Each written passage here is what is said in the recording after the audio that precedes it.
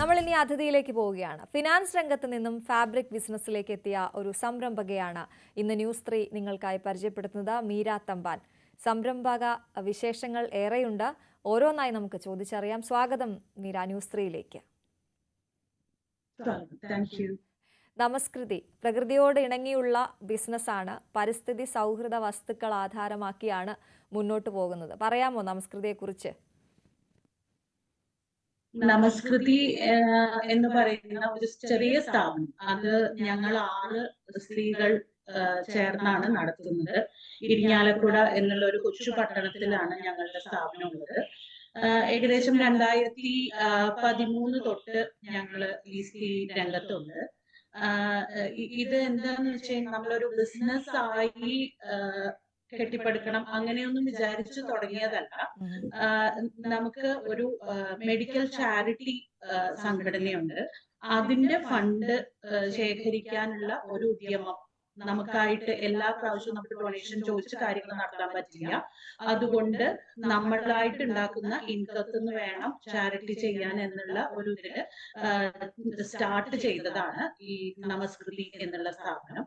അപ്പോ അതിലാകെ ഒരു ഇതുണ്ടായിരുന്നുള്ളൂ, പ്ലാസ്റ്റിക് വേണ്ട, നോ പ്ലാസ്റ്റിക് എന്നുള്ളതായിരുന്നു ആദ്യത്തെ തീരുമാനം. അത് മാത്രമാണ് ഞാൻ എടുത്തിട്ടുള്ള ഒരു തീരുമാനം എന്ന് പറയാൻ വേണമെങ്കിൽ. അങ്ങനെ പലതരത്തിലുള്ള പ്ലാസ്റ്റിക് അല്ലാത്ത ഉൽപ്പന്നങ്ങൾ, തുണിസഞ്ചി, അന്ന് പ്ലാസ്റ്റിക് നിരോധനമൊക്കെ വന്നു തുടങ്ങുന്ന കാലമായതുകൊണ്ട് നമ്മള് തുണിസഞ്ചി നല്ല മാർക്കറ്റ് ഉണ്ടാവും എന്നുള്ളത് കൊണ്ട് അതാണ് ആദ്യം ചെയ്തു തുടങ്ങിയത്. അത് പിന്നെ അതില് കുറച്ചും കൂടി പഴയ തുണി അപ്സൈക്കിൾ ചെയ്ത് തുണി ബാഗുകൾ ഉണ്ടാക്കുക, ഷോപ്പിംഗ് ബാഗുകൾ ഉണ്ടാക്കുക എന്നുള്ള ഒരു ഇതിലേക്ക് എത്തി. അപ്പോ അപ്സൈക്ലിംഗ് ചെയ്ത് തുടങ്ങുമ്പോൾ നമുക്ക് എന്താ വെച്ചാൽ യൂണിഫോം ആയിട്ട് കുറെ ചെയ്യാൻ പറ്റില്ല. അപ്പൊ കസ്റ്റമൈസ് ചെയ്ത് ഒറ്റ ബാഗുകളായിട്ട് ചെയ്യാൻ തുടങ്ങി. അങ്ങനെ കസ്റ്റമേഴ്സിന്റെ ആവശ്യം അനുസരിച്ച് ചെയ്തു തുടങ്ങി. ഇപ്പൊ നമ്മൾ ചെയ്യുന്നത്, മേജർ ആയിട്ട് ചെയ്യുന്നത് തുണി, ജൂട്ട്, ഇത് രണ്ടും ഉപയോഗിച്ചിട്ടുള്ള പല തരത്തിലുള്ള ബാഗുകൾ കസ്റ്റമൈസേഷൻ ചെയ്ത് കൊടുക്കുന്നു എന്നുള്ളത് തന്നെയാണ് ഞങ്ങളുടെ ഏറ്റവും വലിയ പ്രത്യേകത. ഏത് ഡിസൈൻ വേണമെങ്കിലും നമ്മൾ അതനുസരിച്ച് ഓരോ കസ്റ്റമറുടെയും ആവശ്യങ്ങൾ അനുസരിച്ച് ആണ് ഉണ്ടാക്കുന്നത്. ഞങ്ങളുടെ ഒരു സ്ലോഗൻ എന്ന് പറയുന്നത് തന്നെ ബാഗ് യുവർ കംഫർട്ട് എന്നാണ്. അതെ, നമ്മളിപ്പോ ഒരു വശത്ത് താങ്കളുടെ നമസ്കൃതിയിലുള്ള ബാഗുകളുടെ ചിത്രങ്ങൾ കൂടി ഉൾപ്പെടുത്തുന്നുണ്ട്. വളരെ മനോഹരമായ നമസ്കൃതിയെ കുറിച്ച് പറയുമ്പോൾ എടുത്തു പറയേണ്ട ഒരു കാര്യം, അവിടെ യുണീക്ക് പീസസ് ആണ്. ഒരെണ്ണം ഒന്നിലധികം ഉണ്ടാവില്ല എന്നുള്ളത് കൂടിയാണല്ലോ. അപ്പോൾ അതിനെക്കുറിച്ച് കൂടി പറയണം. പിന്നെ താങ്കൾ എടുത്ത ഒരു തീരുമാനം അത് മാത്രമാണ് എന്ന് പറഞ്ഞു, അത് പ്ലാസ്റ്റിക് വേണ്ട എന്നുള്ളത്. അതൊരു വലിയ തീരുമാനമാണ്. അത് എടുക്കണമെങ്കിൽ അത്രത്തോളം ധൈര്യവും വേണം. കാരണം ഈ അസംസ്കൃത വസ്തുക്കൾ ഇത് ശേഖരിച്ച് കൊടുക്കുമ്പോൾ നമുക്ക് പൈസയല്ല, അല്ലെങ്കിൽ നമുക്ക് ഏറ്റവും വരുമാനം എന്നതിനപ്പുറത്തേക്ക് നമുക്കൊരു പ്രതിബദ്ധതയുണ്ട് എന്നുകൂടി അതിൽ നിന്ന് മനസ്സിലാകുന്നുണ്ട്. അതിനെക്കുറിച്ച് പറയാം. അത് ഞാൻ പറഞ്ഞ പോലെ നമുക്കൊരു മെഡിക്കൽ ചാരിറ്റി ഉണ്ടായിരുന്നു. ആ മെഡിക്കൽ ചാരിറ്റി സംഘടനയ്ക്ക് വേണ്ടിയുള്ള ധനശേഖരണാർത്ഥാണ് ഇത് സ്റ്റാർട്ട് ചെയ്തത്. അവിടെ തന്നെ ഞങ്ങൾ കമ്മിറ്റഡ് ആണ്. അപ്പോ അത് എന്റെ അച്ഛന്റെ പേരിൽ, അഡ്വക്കേറ്റ് KR തമ്പാൻ എന്ന എന്റെ അച്ഛന്റെ പേരിലാണ് ആ ചാരിറ്റി സംഘടന നിലനിൽക്കുന്നത്. അദ്ദേഹം അത്രമാത്രം ആത്മാർത്ഥതയോടുകൂടി പ്രവർത്തിച്ച് പൊതുജനങ്ങളുടെ ഇടയിൽ പ്രവർത്തിച്ചിരുന്ന ഒരാളാണ്. അപ്പോ അച്ഛന്റെ പേരിൽ നമ്മളൊരു സ്ഥാപനം നടത്തുമ്പോൾ അത് ഒരു തരത്തിലും ആർക്കും ഒരു ഉപദ്രവവും ഉണ്ടാക്കരുത്, ഗുണം ചെയ്തില്ലെങ്കിലും ഉപദ്രവം ഉണ്ടാവരുത് എന്നുള്ളത് തന്നെയായിരുന്നു ഏറ്റവും വലിയ, അതന്നെയാണ് ഞങ്ങൾ എപ്പോഴും നയിക്കുന്നത്. ആ പേരിന് ഒരു കളങ്കവും വരരുത് എന്നുള്ളതാണ്. അപ്പൊ പ്ലാസ്റ്റിക്കുമാരി ഇത്രയും ബുദ്ധിമുട്ടുള്ള ഒരു സാധനം നമ്മള് എന്താ പറയാ എൻകറേജ് ചെയ്യേണ്ട കാര്യമില്ലല്ലോ. അപ്പൊ അങ്ങനെയാണ് പ്ലാസ്റ്റിക് ഇല്ലാത്ത ഒരെണ്ണം എന്നുള്ളത് തുടങ്ങിയത്. അതെ, അച്ഛനെ കുറിച്ച് താങ്കൾ പറഞ്ഞു. അപ്പൊ അമ്മയെ കുറിച്ച് കൂടി പറയണം എന്ന് കേൾക്കാമോ? ഞാൻ പറയുന്നത് കേൾക്കാമോ മാഡത്തിന്?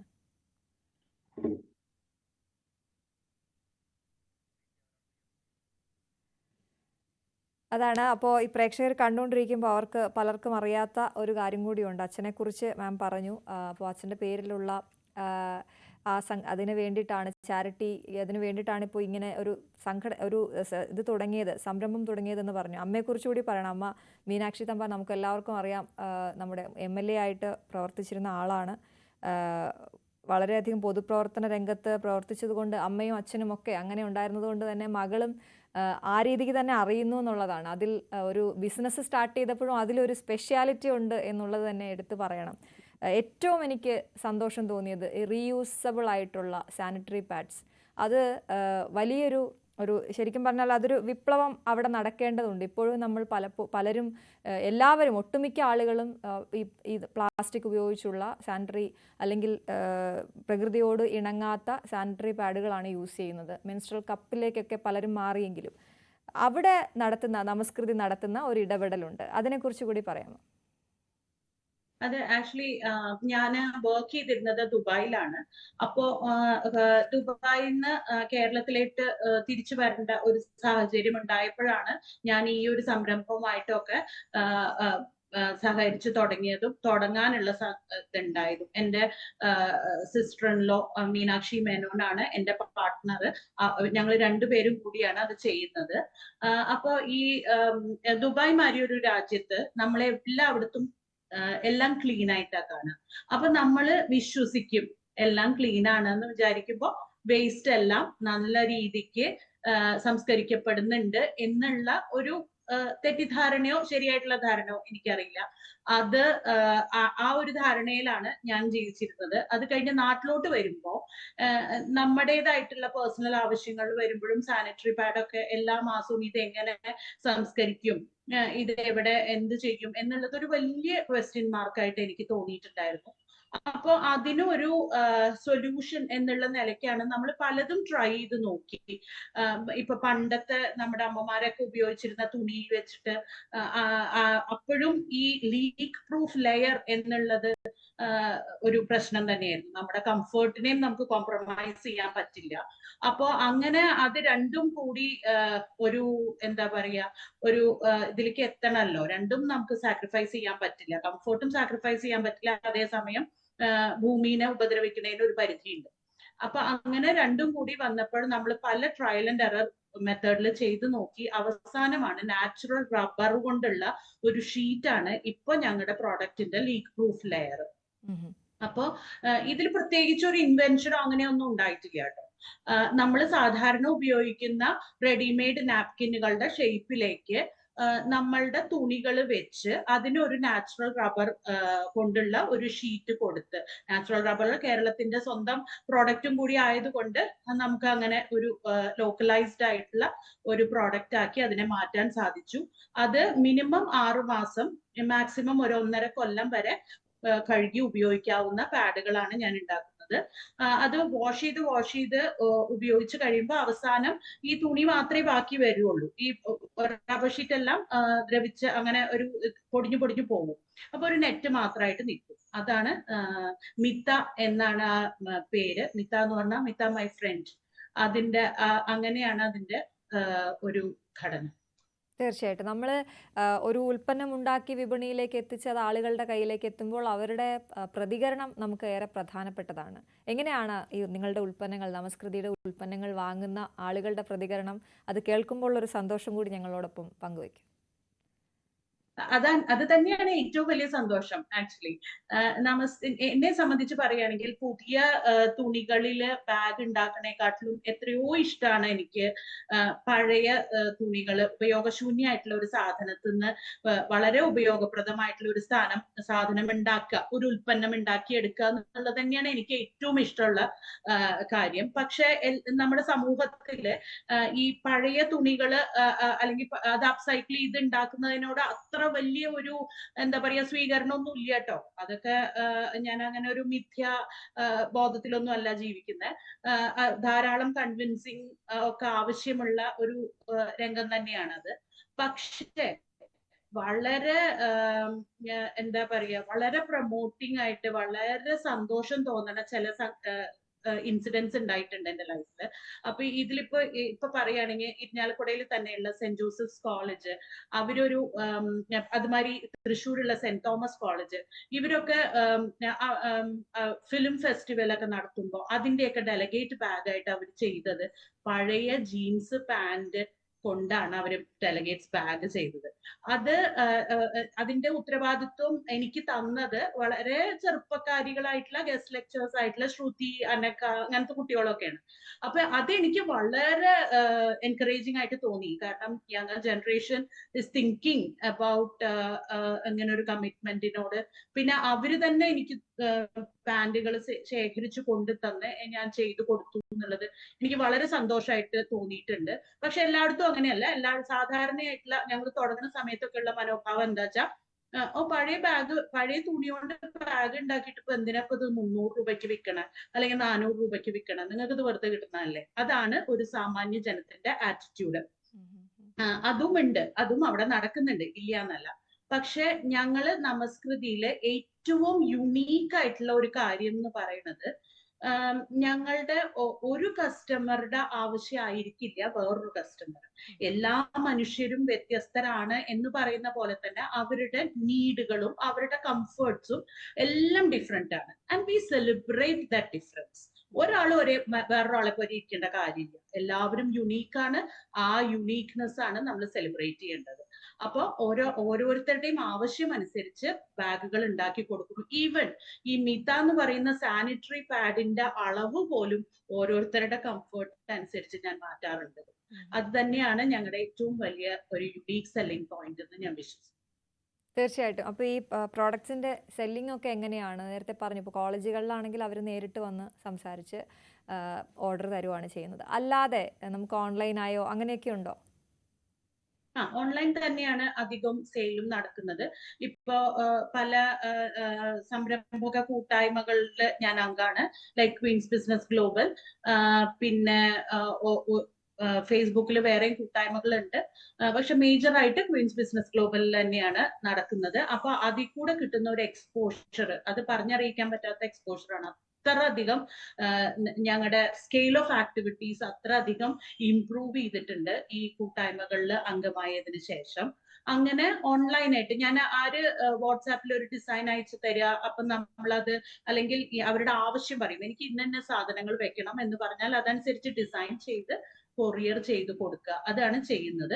പിന്നെ ബൾക്ക് ഓർഡേഴ്സ് ഇപ്പൊ ഈ കോളേജസും അല്ലെങ്കിൽ പല സെമിനാർസ്, ഡോക്ടേഴ്സിന്റെ കോൺഫറൻസസ്, അതിനൊക്കെ ഉള്ളതാണെന്നുണ്ടെങ്കിൽ നമ്മുടെ mouth to mouth publicity, even the programs like this are helping us. Okay. നമ്മളൊരു സംരംഭം തുടങ്ങുമ്പോൾ നമ്മൾ മാത്രമല്ല മുന്നോട്ട് നടക്കുന്നത്, നമുക്കൊപ്പം കുറച്ച് പേരെ കൂടി കൈപിടിച്ച് നടത്താറുണ്ട് നമ്മൾ. അങ്ങനെ കുറേ അധികം ആളുകൾക്ക് ജോലി കൊടുക്കാൻ കൂടി താങ്കൾക്ക് കഴിഞ്ഞു. ആരൊക്കെയാണ് നമസ്കൃതിയിൽ ഒപ്പമുള്ളത്, സഹായിക്കാൻ? അവരെ കുറിച്ച് കൂടി പറയൂ. അതിന്റെ ഒരു സന്തോഷം എത്രത്തോളം? അതെ അതെ അതെ തീർച്ചയായിട്ടും. നമസ്കൃതിയില് ഇപ്പൊ ഞാൻ അതിന്റെ ഒരു ഫേസ് ആയിട്ട് ഇരിക്കുന്നു എന്ന് മാത്രമേ ഉള്ളൂ. ആക്ച്വൽ ജോബ് ചെയ്യുന്നത് മുഴുവൻ ഇത്, അതും കൂടെ പറയണം. ഞാൻ ഈ ബാഗ് സ്റ്റിച്ച് ചെയ്യുന്നു എന്ന് പറഞ്ഞാൽ എനിക്കൊരു സ്ട്രെയിറ്റ് ലൈൻ സ്റ്റിച്ച് ചെയ്യാൻ അറിയില്ല. അത്രയ്ക്കും ഇതായിട്ടുള്ള ഒരാളാണ് ഈ ബാഗുകൾ സ്റ്റിച്ച് ചെയ്യിക്കുന്നത്. പക്ഷെ ഞാൻ വരച്ചു കൊടുക്കും, വെട്ടിക്കൊടുക്കും, അതെല്ലാം ഞാൻ ചെയ്യാം. പക്ഷെ അത് ശരിയായിട്ട് അത് ഇംപ്ലിമെന്റ് ചെയ്ത് അതിന്റെ എല്ലാ കാര്യങ്ങളും ചെയ്യുന്നത് എന്റെ സ്റ്റാഫ് ഉണ്ട് അവിടെ. എനിക്ക് സ്റ്റാഫ് എന്ന് ഞാൻ അവരെ പറയുന്നു എന്നുണ്ടെങ്കിലും അവർ ഈക്വൽ പാർട്ട്നേഴ്സ് പോലെ തന്നെയാണ്. എനിക്ക് ലസീന, ശ്രീജ, ബിന്ദു, സുനില എന്ന് 4 പേര് തയ്ക്കുന്നവരായിട്ടും, പിന്നെ ഈ കാര്യങ്ങളെല്ലാം മാനേജ് ചെയ്ത് കൊണ്ട് നടക്കുന്നത് ഒരു വർക്കിംഗ് പാർട്ട്ണർ എന്ന് പറയുന്നത് എന്റെ സിസ്റ്റർ ആയിട്ടുള്ള മീനാക്ഷി മേനോൻ. തീർച്ചയായിട്ടും. എങ്ങനെയാണ് ഈ ആളുകളെ കണ്ടെത്തുന്നത് ഇതിലേക്ക് വേണ്ടിയിട്ട്? താങ്കൾക്കൊപ്പം കൂടിയിട്ട് അവരൊക്കെ എങ്ങനെയാണ് താങ്കളിലേക്ക് എത്തിയത്? ഈ പറഞ്ഞ പോലെ നമുക്ക് എല്ലാ കാര്യത്തിനും ഒരു പാഷൻ ഉണ്ടാകുമെന്ന് പറയില്ല. പാഷൻ എല്ലാം കൂടി ഒരുമിക്കുമ്പോഴാണ് അത് ഗംഭീരമായ ഒരു പ്രോഡക്റ്റ് ആയിട്ട് വരുന്നത്. അപ്പോൾ അവരൊക്കെ എങ്ങനെയാണ് താങ്കളിലേക്ക് എത്തിയത്? അങ്ങനെ എത്തിപ്പെടുക തന്നെയാണ് ഉണ്ടായത് സത്യത്തില്. കാരണം എന്താ വെച്ചാൽ അവരൊക്കെ ഇപ്പൊ നമ്മുടെ നാട്ടില് ബാഗ് സ്റ്റിച്ച് ചെയ്യുന്ന ആൾക്കാർ വളരെ കുറവാണ്. അവർക്ക് അതിനെ പറ്റിയുള്ള ഒരു അറിവ് ഒക്കെ വളരെ കുറവാണ്. അപ്പോ ഇവരൊക്കെ തന്നെ ബാക്കിയുള്ള സ്ത്രീകളുടെ ബാക്കി ഡ്രസ്സുകളൊക്കെ സ്റ്റിച്ച് ചെയ്യുന്ന, അതാണ് അവർ പഠിച്ചിരിക്കുന്നത്. അങ്ങനെ വന്ന് ഓരോരുത്തരായിട്ട് വന്ന് എന്റെ ഞങ്ങളുടെ സ്ഥാപനത്തിൽ വന്നു ചേർന്നു. അത് കഴിഞ്ഞിട്ട് ഇപ്പോ ആക്ച്വലി ഈ പറയുന്ന എല്ലാവരും മോർ ദാൻ 8 years ആയിട്ട് എന്റെ കൂടെ ഉള്ള ആൾക്കാർ തന്നെയാണ്. ഒരാൾ മാത്രമാണ് കുറച്ചുകൂടി ന്യൂ ആയിട്ടുള്ളത്. അപ്പൊ അവരും ഞാനും ഒന്നിച്ചു പഠിച്ചു ബാഗ് സ്റ്റിച്ച് ചെയ്യാൻ എന്നുള്ളതാണ് എനിക്ക് പറയാനുള്ളത്. അങ്ങനെ എത്തിപ്പെടുക തന്നെയാണ് ഉണ്ടായിരിക്കുന്നത്. ഞങ്ങളെ പരസ്പരം കണ്ടെത്തുകയാണ് ഉണ്ടായിരിക്കുന്നത്. ഈ 14 വർഷം എനിക്ക് താങ്കളുടെ ഒരു ഹിസ്റ്ററി എടുക്കുമ്പോൾ 14 വർഷം വിദേശത്ത് ഫിനാൻസ് രംഗത്തായിരുന്നു. അവിടെ നിന്ന് നേരെ ഇത്തരം ഒരു സംരംഭത്തിലേക്ക് വരുന്നു. അപ്പോൾ അവിടെ വെച്ച് തന്നെ അങ്ങനെ ഒരു ആഗ്രഹം ഉണ്ടായിരുന്നു, ഞാൻ നാട്ടിലേക്ക് പോകും, എനിക്ക് ഇത് എങ്ങനെയായിരുന്നു ഇതിലേക്ക് എത്തിയത്? ഒരിക്കലും ഇല്ല. ഞാൻ 98 മസ്കറ്റിലേക്കാണ് പോകുന്ന കല്യാണം കഴിഞ്ഞിട്ട്. ഞാനൊരു അക്കൗണ്ടന്റ് ആണ് ഞാൻ ശരിക്ക്. എനിക്ക് ഇപ്പോഴും എനിക്ക് വളരെ ആസ്വദിച്ച് ഒരു നിമിഷം പോലും ഞാൻ അയ്യോ ഇതൊരു ജോലിയാണല്ലോ എന്ന് വിചാരിച്ച് ഞാൻ അക്കൗണ്ടന്റിന്റെ ജോലി ചെയ്തിട്ടില്ല. ഞാന് എല്ലാ നിമിഷവും വളരെ ആസ്വദിച്ച് ചെയ്യുന്ന ഒരു മേഖല തന്നെയായിരുന്നു ഫൈനാൻസ്. ഇപ്പോഴും എനിക്ക് ഫൈനാൻസ് വളരെ ഇഷ്ടമുള്ള ഒരു മേഖല തന്നെയാണ്. അപ്പോ ആ സമയത്തൊന്നും ഞാൻ ഒരിക്കലും പ്രതീക്ഷിച്ചിട്ടില്ല കേരളത്തിൽ വന്ന് താമസിക്കുന്നോ അല്ലെങ്കിൽ ഒരു സംരംഭകയാവുന്നോ, അങ്ങനെയൊന്നും ഞാൻ പ്രതീക്ഷിച്ചിട്ടില്ല. എനിക്ക് എപ്പോഴും എല്ലാ കാലത്തും എൻ്റെ ഒരു ശക്തി എന്ന് പറയുന്നത് ചേഞ്ചസിനോട് റെസിസ്റ്റ് ചെയ്യാതെ ചേഞ്ചസിനോടനുസരിച്ച് ഒഴുകി എൻ്റെ സംതൃപ്തിയും എൻ്റെ സന്തോഷവും കണ്ടെത്താൻ എനിക്കൊരു കഴിവുണ്ട്. അത് തന്നെയാണ് എൻ്റെ ഏറ്റവും വലിയ കഴിവായിട്ട് എനിക്ക് തോന്നിയിരിക്കുന്നത്. പിന്നെ അവേഴ്സ് ഹാർഡ് വർക്ക് ചെയ്യാൻ എനിക്കൊരു ബുദ്ധിമുട്ടും ഉണ്ടായിട്ടില്ല വളരെ ആദ്യം തൊട്ട് തന്നെ. അപ്പൊ എനിക്ക് അങ്ങനെ ഞാൻ ഒരിക്കലും വിചാരിച്ചിട്ടില്ല ഞാനൊരു ഓൺട്രപ്രണർ ആവുന്നോ അല്ലെങ്കിൽ ഇങ്ങനെ ഒരു സംരംഭം തുടങ്ങുന്നു, ഇല്ല. പക്ഷെ ജീവിതം എനിക്ക് പെട്ടെന്ന് അങ്ങനെ ഒരു അവസരം ഉണ്ടായി. എനിക്ക് ഇവിടേക്ക് വരേണ്ട ഒരു ആവശ്യം ഉണ്ടായിരുന്നു. അപ്പോ അങ്ങനെ വന്നു കഴിഞ്ഞപ്പോ നമുക്ക് നല്ലോണം എനർജി ഉണ്ട് അപ്പൊ വെറുതെ ഇരുന്ന് കളയേണ്ടതല്ല എനർജി. അതെനിക്ക് എന്നെ കൊണ്ടാവൂല്ല. വെറുതെ ഇരിക്കലൊന്നും എന്നെ കൊണ്ടാവുന്ന കാര്യമല്ല. അപ്പോ അതുകൊണ്ട് ഇത് എന്തെങ്കിലും ചെയ്യണം, എൻഗേജിങ് ആയിട്ട് എന്തെങ്കിലും ചെയ്യണം എന്നുള്ളത് വന്ന് അങ്ങനെ ചെയ്തു പോയി. അങ്ങനെ സംരംഭക ആയി തീർന്നു എന്ന് പറയായിരിക്കും. അതെ, നമ്മൾ എപ്പോഴും പറയല്ലേ, ഈ കച്ചവടക്കാര് 100% സത്യത്തിൽ ഉറച്ചു നിന്നുകൊണ്ട് മുന്നോട്ട് പോകാനൊന്നും കഴിയില്ല. അങ്ങനെ പോയാൽ തന്നെ അത് അധികകാലം നീണ്ടുപോയില്ല എന്നൊക്കെ പറഞ്ഞു കേട്ടിട്ടുണ്ട്. താങ്കളുടെ മുഖമുദ്ര തന്നെ ഈ സത്യസന്ധതയും ഈ പരിസ്ഥിതിയോട് ഇണങ്ങിയ വസ്തുക്കൾ മാത്രമേ ഉപയോഗിക്കൂ, നോ പ്ലാസ്റ്റിക് എന്നൊക്കെ പറഞ്ഞു പോകുമ്പോൾ എത്രത്തോളം വെല്ലുവിളികൾ നിറഞ്ഞതാണ് താങ്കളുടെ ഇപ്പോൾ ഉള്ള മേഖല? അത് വെല്ലുവിളി എന്ന് പറയുമ്പോ ആക്ച്വലി തുണി ബാഗില് നോക്കുമ്പോ നമുക്ക് ചെയ്യാം. നമുക്ക് പ്ലാസ്റ്റിക്കിന്റെ ആവശ്യമൊന്നും ഇല്ല. നമ്മൾ പ്ലാസ്റ്റിക്കിനേക്കാളും ഭംഗിയായിട്ടുള്ള സാധനങ്ങൾ നമുക്ക് കിട്ടുന്നുണ്ട്. പിന്നെ കമ്മിറ്റഡ് ആയിട്ടുള്ള ആൾക്കാരുമായിട്ടാണ് ഐ എം ഫോർച്ചുനേറ്റ് ഇനഫ് അങ്ങനത്തെ ആൾക്കാരുമായിട്ട് ഡീൽ ചെയ്യാനായിട്ട്. വളരെ കമ്മിറ്റഡ് ആയിട്ടുള്ള ആൾക്കാരാണ്. പിന്നെ സത്യസന്ധത എന്ന് പറഞ്ഞു കഴിഞ്ഞാല് നമ്മൾ കോസ്റ്റിംഗ് ഒക്കെ ഒരു കൂട്ടായിട്ട് ഇരുന്ന് ഇപ്പോ സ്റ്റിച്ച് ചെയ്യുന്ന ആൾക്കാരോട് എന്താണ് അളവിൽ വെട്ടിയത് അത് ഇത് എന്നൊക്കെ ചോദിച്ച് അതിന് നമുക്ക് ന്യായമായിട്ടുള്ള ഒരു പ്രോഫിറ്റേ കിട്ടുന്നുള്ളൂ. ഞാൻ ഇതിന്ന് അങ്ങോട്ട് ഹ്യൂജ് പ്രോഫിറ്റ് ഉണ്ടാക്കി ഞാനൊരു ബിസിനസ് എംപയർ ഉണ്ടാക്കി അതിന്റെ മുകളിൽ കയറിയിരിക്കാനൊന്നും എനിക്ക് ഉദ്ദേശിച്ചില്ല. എനിക്കും എന്റെ കൂടെ നിൽക്കുന്ന ആൾക്കാർക്കും ജീവിക്കാൻ പറ്റുന്ന ഒരു സാഹചര്യം ഉണ്ടാവണം. അതിന്റെ കൂടെ തന്നെ ഞങ്ങളുടെ മെഡിക്കൽ ചാരിറ്റീനെ കംപ്ലീറ്റ്ലി സപ്പോർട്ട് ചെയ്യണം. അത് മാത്രമേ എനിക്ക് ഉദ്ദേശമുള്ളൂ. എനിക്ക് അങ്ങനത്തെ അത്രയ്ക്ക് അംബിഷനേ എനിക്കുള്ളൂ. അതുകൊണ്ടായിരിക്കാം എനിക്ക് ഇത് ഇത്ര കാലം നീട്ടിക്കൊണ്ടുപോകാൻ പറ്റണത്. തീർച്ചയായിട്ടും താങ്കളെ അതുകൊണ്ട് തന്നെയാണ് ന്യൂസ് 3യിലേക്ക് അതിഥിയായി വിളിച്ചതും. കാരണം ഒരുപാട് സ്ത്രീകൾ അവർക്ക് മാതൃകയായി താങ്കളിങ്ങനെ മുന്നിൽ നടക്കുമ്പോൾ ബിസിനസ് തുടങ്ങണം എന്ന് വിചാരിച്ചിരിക്കുന്ന ആരെങ്കിലും ഉണ്ടെങ്കിൽ താങ്കളെ കണ്ട് ഈ രംഗത്തേക്ക് വരട്ടെ എന്ന് ആഗ്രഹിക്കുകയാണ്. നമസ്കൃതിക്കും താങ്കൾക്കും കൂടെ നിൽക്കുന്ന എല്ലാവർക്കും എല്ലാവിധ ആശംസകൾ. ഒരുപാട് ഉയരങ്ങളിലേക്ക് എത്താൻ സാധിക്കട്ടെ. Thank you so much. Thank you so much. News 3 ഇവിടെ പൂർണ്ണമാവുകയാണ്. നമസ്കാരം.